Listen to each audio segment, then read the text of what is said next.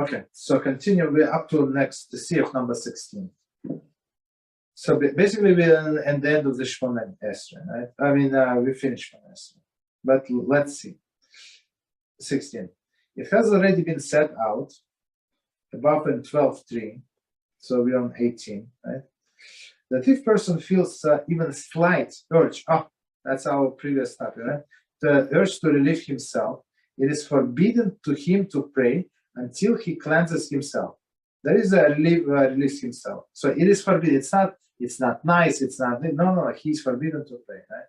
This is especially applicable with regard to Shemoneh Esrei prayer, that it is forbidden for one to begin to pray if he feels even slight need to relieve himself until he cleanses himself. So I mean, it's clear as day. So you're not, if you have even slight urge, you're not allowed.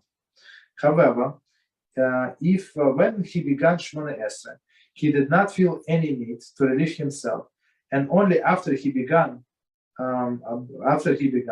when he was in the middle of the recitation of Shemoneh Esrei prayer, did he feel the need to relieve himself. Whether he felt the need to defecate or urinate, so they say it does not make any difference, he should restrain himself until the finishes reciting Shemoneh Esrei. So if he did not have urge, now in the middle you have an urge, okay, he has to hold, basically. And he should not interrupt his prayer. Even if he urge to relieve himself is pressing, you hear?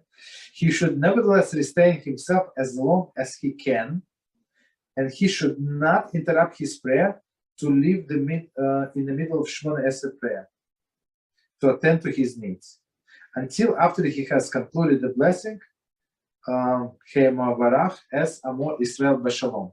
So basically, so that's last paragraph. It's extra, as we said before. It's extra.